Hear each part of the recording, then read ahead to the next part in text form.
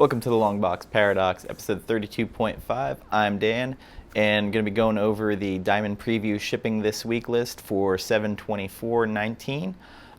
Also, just a couple of little things come out of San Diego Comic-Con. Amazon Studios has picked up Excellence by Carrie Randolph from Image Comics. If you could pick up number one on the cheap, go ahead and pick it up. It might be just sitting on the shelf at your comic store. Jumped up to about 15 since the news broke. Pretty good series. I don't see it having a meteoric rise, but it's good enough that might have some heat to it. Print run on it was about 17,000, which is 4,000 more than Die number one and Saga were. So not as limited, but the print run on issue 2 was 8,000, so it might be a little bit harder to come along and find, because a lot of stores, they cut their orders by almost half after number one comes out. Also, if you're a Black Cat fan or Inuk Lee, there is a Virgin variant being sold from Unknown Comics. They're having a deal, $20 a piece, or buy two, get the third free. Just thought I'd pass that information on before we got started. I get the emails from them constantly. So let's go ahead and start with Image Comics. And right off the bat, we have a fire book, in my opinion. Ascender number 4 coming out, continuing the saga of Andy and his child. And, of course, Bandit, my favorite robot dog. Also, we have, finally, Lazarus Risen number 2, which I feel like it's been about 3 to 4 months since number 1 came out. Still love Lazarus. I'll wait for Greg Rucka. Just a fantastic book. Middle West number 9 is out. Real popular book, and I can see this being picked up as either an animated movie or something a little bit more. We also have the final issue of Skyward coming out. I have loved Skyward. It's got a lot of promise to possibly be converted into a show, because there's something fascinating about an Earth that has no gravity and how people would find themselves trying to fix what went wrong and how life on Earth would change with no gravity. Weatherman Volume 2, Number 2 will be out. Interesting book.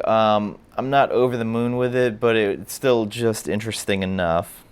There are 3 covers, one by Nathan Fox, Andrew Robinson on the B cover, and the C cover by Mike Mignola. And then Wicked and Divine number 44 comes out. Cover A is by McKelvey, cover B by Emma Rios. I think there's only 2 or 3 more issues left, and that makes me a little sad, but at the same time, I like that they have a definitive ending for it. Dark Horse, the only one I am really picking up this week, will be Aliens Rescue number 1, continuing the story of Zula Hendricks and Amanda Ripley. 2 covers, Delator, and then the Mac Chater. The B cover is the one by Chater that I will probably pick up.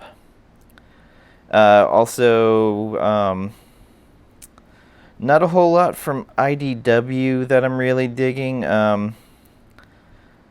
Just nothing that really interests me, unfortunately.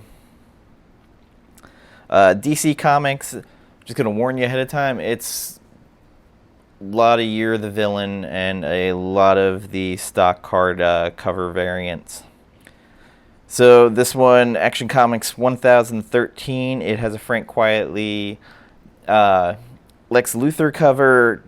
If you loved All-Star Superman, it looks just like that. Batgirl number 37, it is a Joshua Middleton cover of Oracle, or what the Oracle face was. Unfortunately, the book is just not that good currently. I hate to say that. I am a Batgirl fan, but not been good recently, not one bit. Batman Beyond number 34, Care Andrews has been killing it with the variants, and no change this week either. And book now, I'm going to talk about that I am super excited about. I love the artist, and I loved White Knight. We have Batman Curse of the White Knight, the B cover for me is the one I'll pick up. I've always liked the design of Azrael, and Azrael is in this. Sean Gordon Murphy has proved himself to be quite a writer with the first run, and no change on this one. And again, Azrael's on the cover, and that just excites me. He's been teasing this book almost since immediately after White Knight ended, and DC gave him his little White Knight universe, which is fascinating. Books of Magic number 10. I've always liked Tim Hunter and the Books of Magic, and love seeing kind of where this is going. Detective Comics 1008 cardstock variant, Brian Hitch cover of Mr. Freeze. So the story in this, I'm really excited about. It's Peter Tomasi and Doug Mahnke back on art. Joker is returning to Gotham. He's through working with the Legion of Doom, and he wants to give Batman absolute hell. Lex Luthor delivers the cure for Mr. Freeze's beloved wife, Nora, freezing her from cryostasis, but something is very wrong with Nora. Just that synopsis alone makes me excited to read this. Tomasi has been a breath of fresh air. Basically, his run on Detective compared to what's been going on in the regular Batman title. I've said enough about that. Dial H for Hero number 5 is coming out. Fun little story for the Wonder Comics. I like Joe Quinone. I'm killing his last name. His art is very good, and it's been an enjoyable story. Flash number 75, we are ending the year 1 storyline, and there is a great Mr. Freeze, not Mr. Freeze, Captain Cold, Francis Manapul variant cover. Freedom Fighters number 7 of 12 is out. It's been an interesting story. I love the alternate timeline type stuff like that. Justice League Dark number 13, the cardstock variant by Dan Quintana of Cersei, is awesome. Really love the coloring and just the set piece of it alone. Wonder Woman number 75, it's a cheetah cover by Jenny Friesen. Wouldn't say it's her best work. I've actually never seen her really with portrait work like this, at least that close up, and it's not bad. It's I would go between the dots, and I might lean more towards that. Their A cover, A cover.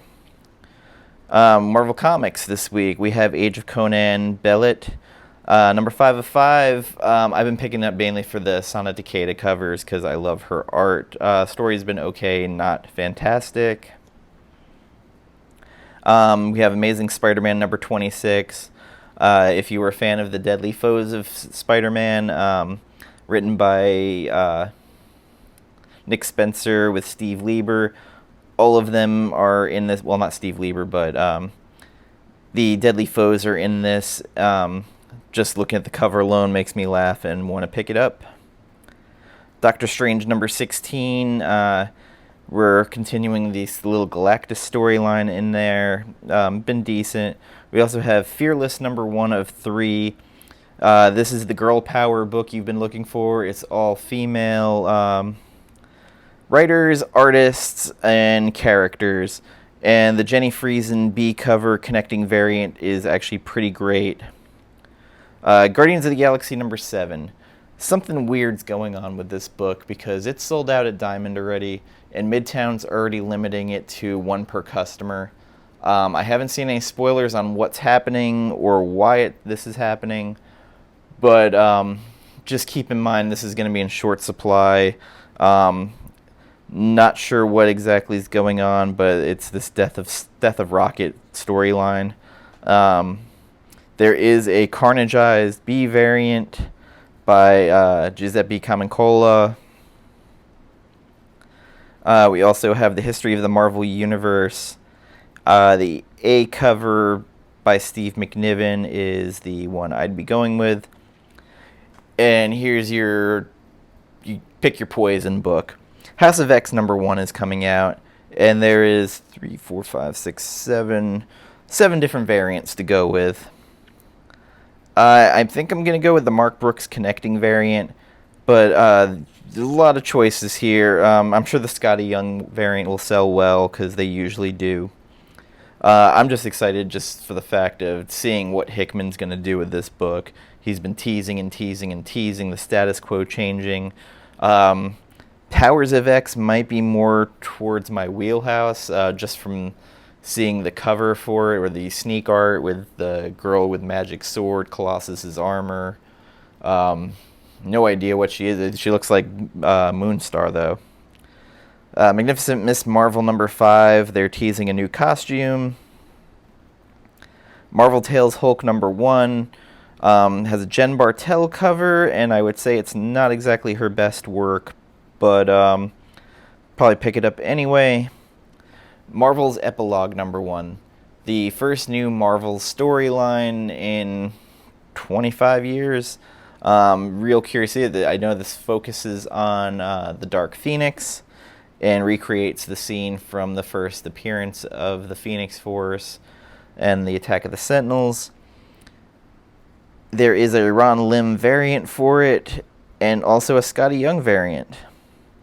I'll probably just go with the regular Alex Ross variant. And then we have Star Wars #69. The A cover is good enough for me. Phil Noto, he's just great. He's the interior and cover art on that. Swordmaster #1. I have no real feel for this book, if it's going to be hot or not. It is a new character. Greg Pak is writing it. Chris Anka is drawing it. And again, I have no feel for this book being hot or not. No real opinion either way on it. We also have Tony Stark Iron Man #14. Inuk Lee is on the A cover. I've been reading it, so I don't think it matters if it's going to be hot or not. Jane Foster Valkyrie #1. The B cover by Hetrick is probably the one I'll be picking up. I'll give the first couple of issues a try. It could be great, could be horrible. And we also have Web of Venom Funeral Pyre #1. All leading into this Carnage story where he's attacking former symbiote hosts and killing them. And he's on his list is Andy Benton, formerly Mania.